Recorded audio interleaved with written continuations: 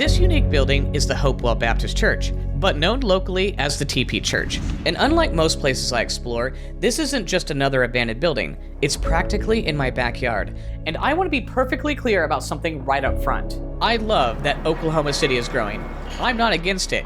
In fact, I have seen this city absolutely take off over the last 20 to 30 years while growing up here. But I'd like to think that this building, even though it's small, could be a part of a project much larger.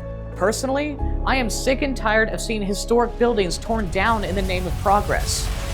In the 1970s and 80s, Oklahoma City went through a brutal period of urban renewal, tearing down so many historic places and replacing them with new neighborhoods, new commercial real estate, and new businesses.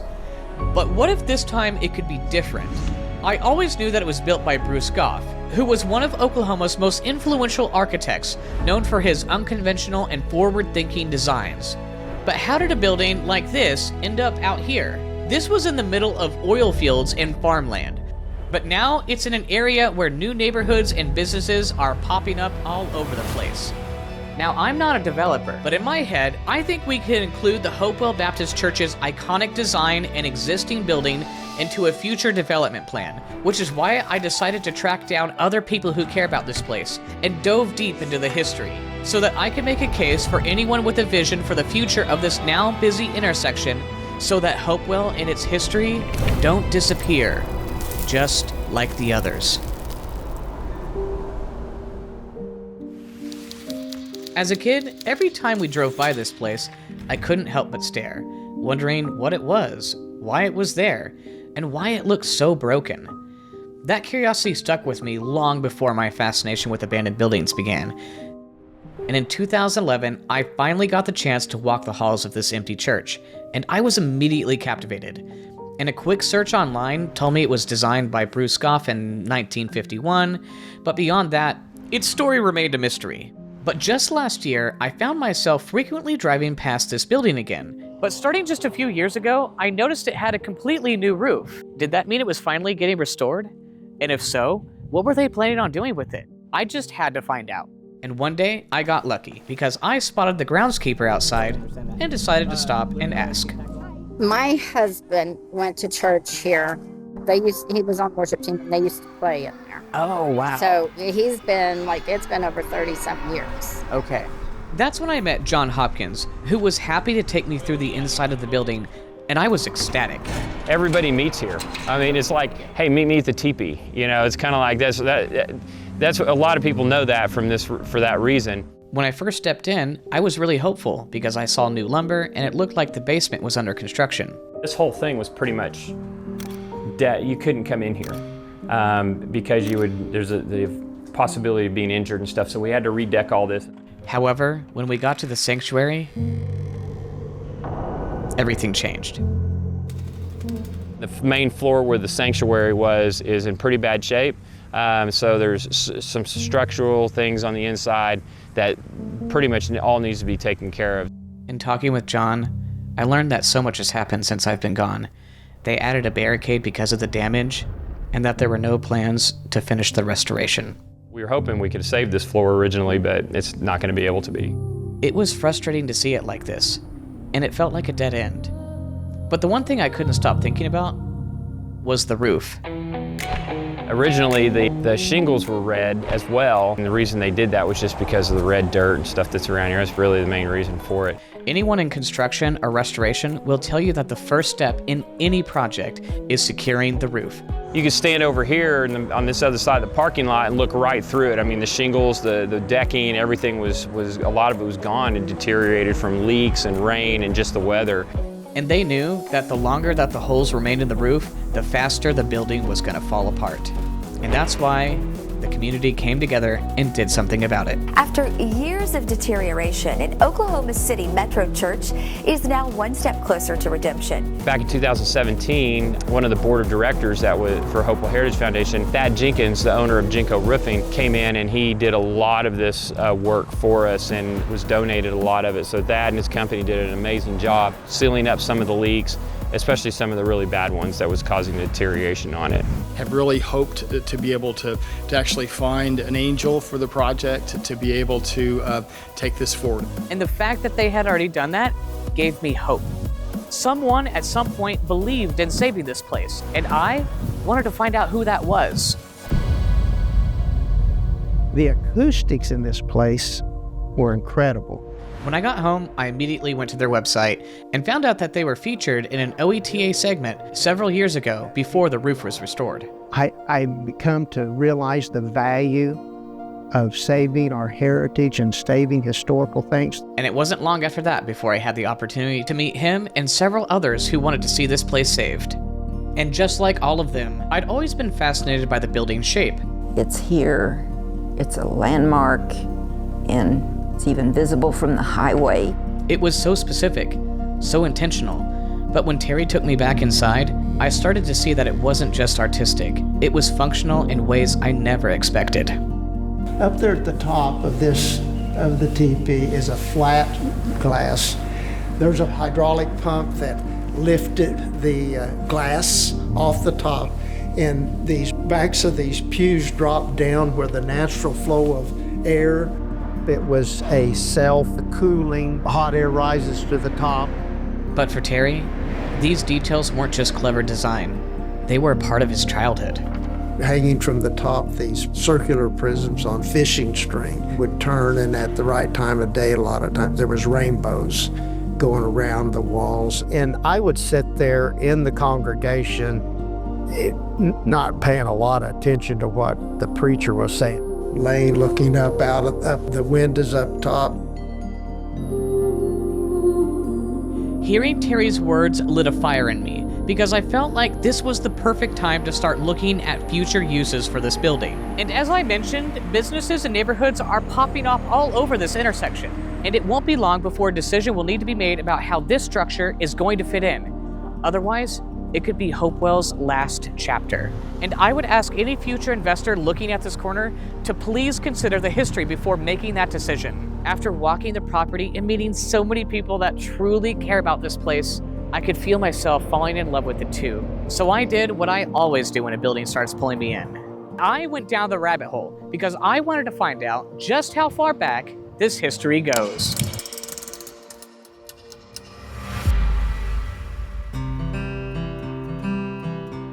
The population of this town in the spring of 1890 was 12,000. It nevertheless created the fever for oil, and a lot of people caught it. Growing up in Oklahoma, it was particularly drilled into me, no pun intended, that oil was more than just a resource here. It shaped our identity, our economy, and our communities. It all really kicked off in the late 1800s when wildcatters and speculators poured into the territory hoping to strike it rich. Oklahoma City was one of the fastest growing cities in America. During the 40s, there was an oil boom out here in this community. It was very instrumental in providing oil during the World War II effort. The city was literally covered with the spray from oil gushers. Even though it sat on the outskirts, this patch of land attracted oil drillers, land speculators, and businessmen. Eventually, it became known as the heart of the oil field. And back then, every strong community needed a foundation, and at the center of nearly all of them was a church. I believe this is a true story. The man that settled on this quarter section was Mr. Pauley. He was praying over his land and felt like the Lord said to dedicate an acre on this corner to have a church. In 1898, there was the first church. And that's when Terry told me about all of the early documents that they still have.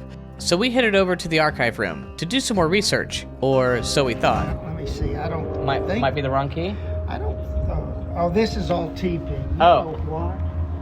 Hang on. Once we found the right key, we started digging through old boxes and file cabinets. There were documents everywhere. Hymnal from Hopewell Baptist Church. But I was really searching for anything tied to Bruce Goff, anything that could finally explain how this project ended up all the way out here. Oh, wait, look, actually, I don't think I've ever seen this logo before, like the little TeePee. What started as a casual day of digging around quickly turned into the full red carpet treatment. Terry called in backup from other members of the foundation and church, Naomi and Connie, who knew exactly where everything was. Those are right here. They pointed us to 2 books filled with records dating all the way back to the original Whitechapel. This was long before Deer Creek schools became a big name in the area. Back in the early 1900s, many one-room schoolhouses doubled as local churches, including Hopewell Baptist. It truly was a tight-knit community. The earliest records of the church, they were the first and second members, my grandparents, listed on the church rolls. We're about a fourth or fifth generation family that has been a part of this church, Hopewell. John R. Ward, November 1915. That's your dad? That is my grandfather. Wow. Given that this area was booming with people searching for oil, things were not slowing down. This area was growing like crazy. Of course, the school grew, and they needed classrooms, and I'm sure the church grew at that time. This meant that the pews were filling up quick, and they needed a new building to accommodate the growth as soon as possible. Here in the backs of these books are evidence of regular meetings that they were having in discussions of this project. And then just a month later, it shows that they were already planning on raising money for it. And after that, there's a lot of active discussions about them looking for an architect. And then these meetings go to October the 2nd, 1945. And this was about what I was looking for, but it wasn't until I came across this agreement letter dated May 22nd, 1947, when I found my first piece of evidence of Bruce Goff. You're all in for a very special treat. Bruce Goff is an architect who was born in 1904. Now, you've probably heard of his mentor, Frank Lloyd Wright, whom many consider to be the greatest American architect of all time. And it turns out, Goff found a lot of inspiration in Wright's work. He started practicing architecture at age 12, if you can believe that. In my search to learn more, I reached out to Professor Stephanie Pielot, who teaches her students many of the same design philosophies Goff used throughout his career. And by his early 20s, he's designing really incredible projects like the Tulsa Club and the Boston Avenue Methodist Church in Tulsa. Like Pielot, Goff was also a professor at OU, and in the 1940s, a request from a small church out in the Oklahoma County oil fields landed on his desk. At this point, they weren't entirely sure what they wanted, but they knew they wanted something different. Around 1945, a man named Thomas was an oil company superintendent. And while he was working one day, he looked out and saw a bunch of unused oil stem pipes. And he knew that they were thinking about building a new church. So he had the thought of building out of surplus materials. And hoping to save money, they reached out to OU's architecture school to see if a student might be willing to take it on for experience. But what they didn't realize was that Bruce saw something in the project and decided to take it on himself. The preacher was a little tiny fellow, Pastor Hoskins. He said he felt a little embarrassed to ask me to do this church, and I said, why? And he says, well, I feel like I'd be asking Michelangelo to do a hot dog stand. He was very attracted to it. When they found out that he would take it on for what he was going to offer, wow. I'm sure they jumped at it. And to keep costs down on the production, he decided to take a big pay cut. He was paid $1,200 for his efforts. It was at this point in his career that some of Goff's most well-known works, especially his homes, were beginning to take shape. Projects like the Baffinger House, the Ledbetter House, and later the Ford and Nickel homes showed just how far he was pushing design at the time. His buildings were often praised as more works of art than simple living spaces. Each person had their own particular manner about them, their own way of dressing, their own way of living life. As I kept digging to learn more, I put a call out on Facebook and got a response from Nelson Bracken, someone who studied under Goff and later worked alongside him for 3.5 years in Texas. He made his architecture a reflection or an extension of that individual's ideas. So when he chose to take on this project for practically nothing, it must have meant something very special to him, most likely due to the challenge of only using found materials in the area, including the oil stem pipe that was donated by the oil company Thomas worked for. Inside, they couldn't afford a light fixture, and we needed something that had some size to it. We used the electric conduit pipe, cake pans for reflectors. This is the light fixture. Can you imagine changing light bulbs in that? I mean, there must be, I don't know how many light bulbs, and it was amazing. I mean, silver bottom bulbs and all those shadowy little circle things you see are iced tea coasters that I got them to sew together. It's his time in the military. In World War II, he joins the Navy Seabees, which is the construction battalion. So he's forced to use whatever he has on hand on a military base to design structures quickly and economically. The war brought out his talent for improvisation, and he created this chapel out of quonsets, the prefabricated ribs of aircraft hangars. And just like that chapel, Bruce was excited to approach Hopewell with the same limitations because of their financial situation.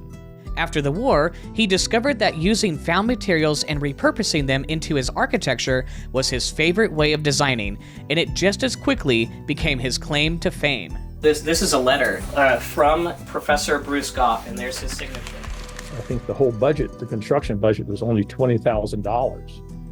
The women of the church cooked meals for the workers when they were out there on weekends building the church, the trusses and the structure. The preacher called each of these pipe trusses. It happened there were 12 of them without any intention to be symbolic on my part, but he called each one after one of the apostles. And I don't know which truss was named after Paul or Mark. I can't tell you that. The team that worked on it worked under the guidance of that, the spiritual apostle, helping them create the church. And when it came time to actually build it, the congregation came together and donated their own time and resources to complete the project. And when the new Hopewell building finally finished, it was a hit. The church was used for all occasions, like beautiful weddings and other upscale events. And in Goff's designs, the classrooms were added below the sanctuary. These stairs were here before the TeePee was built. It was part of the Hopewell Baptist Church, and they built that kind of around the staircase, which is pretty neat. And this is another one of this is an outside truss. The congregation went out, they built that. And so there was a sense of pride now about that. There are buildings and there's architecture. Building is just space. How much space can I enclose in 4 walls and a roof? And architecture has a soul to it and does something else. To better understand the importance of what Goff had designed, I reached out to architect Shane Hood, Director of Design at Align Design Group. He was the perfect person to talk to because his office is based inside of one of Goff's earliest works from the 1920s, the Riverside Studio, known today as the Tulsa Spotlight Theater. I think when he was younger, his work like this and the Boston United Methodist Church, and those were received very well. Anytime a new Goff design came to life, it made a stir, so it was no surprise that the church he had just completed had everyone talking. Goff designed it in the form of a teepee to honor the Native Americans who first inhabited this land, while also embracing the self-cooling architectural ideas rooted in their traditional structures. There's a term in architecture called critical regionalism. The references to indigenous architecture being that kind of Oklahoma red dirt. And here in this book about the history of Deer Creek from 89 to 75, there we go. There it is. This was the first time it was called the TeePee Church, which is why we've never been able to be known as anything else. They have tried so many names. It's still the TeePee. And it's always the TeePee Church. It does not matter what it's called, it's the TeePee. If you squint your eyes, you can almost make an argument that, that must be some kind of agricultural thing, right? Is that like a corn bin, or is that, what is that? And it isn't until you get there and you get in, you realize, this is a church. A lot of people stopped and asked these workmen what they were building, and they said, it's a church. And they said, I never saw a screwy-looking church like this. They called it the weirdo church. Weirdo, we're not weirdos up here. This is a unique church, is what this is. This big oil field worker said, brother, it's not screwy, it's unusual. The way Goff could tell stories, it was as if the spirit of Frank Lloyd Wright was sitting to my left, and it was just fantastic. Bruce Goff left behind a legacy that will not be soon forgotten. especially by the Hopewell community.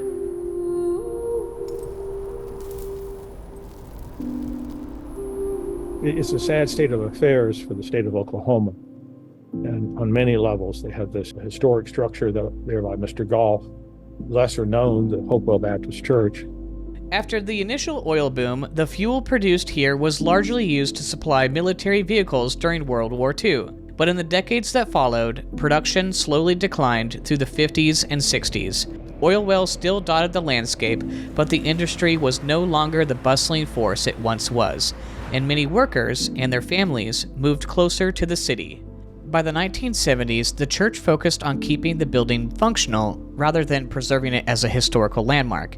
And because of that, when a major renovation that came, introducing air conditioning, it also replaced the aging roof with more affordable shingles and swapped out the original cake pan chandelier prisms for a large metal fixture, and unfortunately, added wall insulation using asbestos, which was a material widely recommended at the time. But right after that, membership at Hopewell began to rise again in the late 80s and 90s for the opposite reason. People were moving back out, returning to farming or settling into the suburbs. In fact, things were going so well that the church began construction on a new youth activity center behind the TeePee structure. But before it was finished, they hit a major hurdle. In August of 1990, the church didn't have the money to replace a broken air conditioner and moved services into their youth activity center. This made things incredibly challenging. They were now holding services in an unfinished building surrounded by construction equipment. On top of that, Hopewell was navigating a shift in its theology. And as Oklahoma continued recovering from the late 80s oil collapse, funding the repairs needed for the TeePee structure became even more difficult. We actually had lost a lot of members during that time. It took us much longer to finish this building than we ever anticipated. But like almost everything we've ever done here, we always did it as money came in.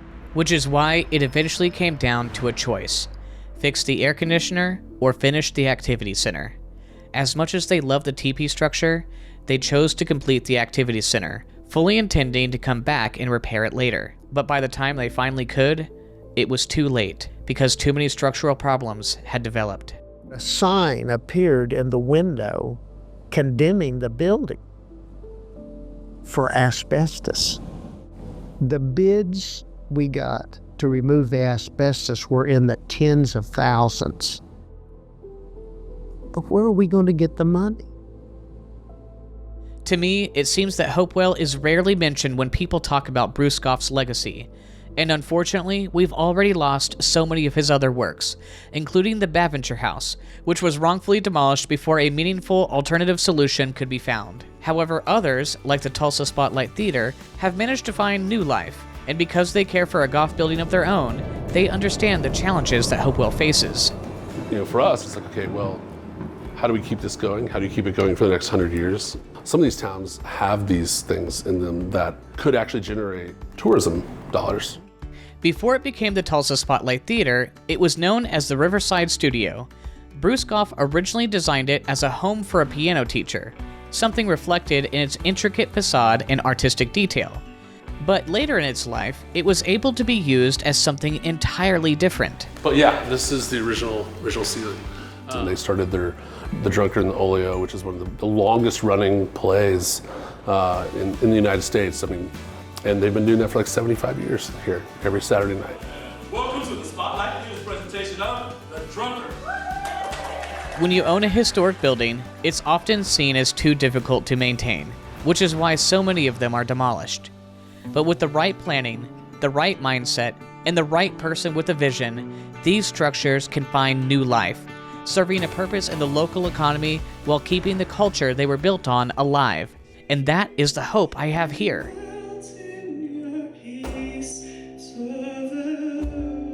So how do we explore the possibilities for a building that originally served another purpose?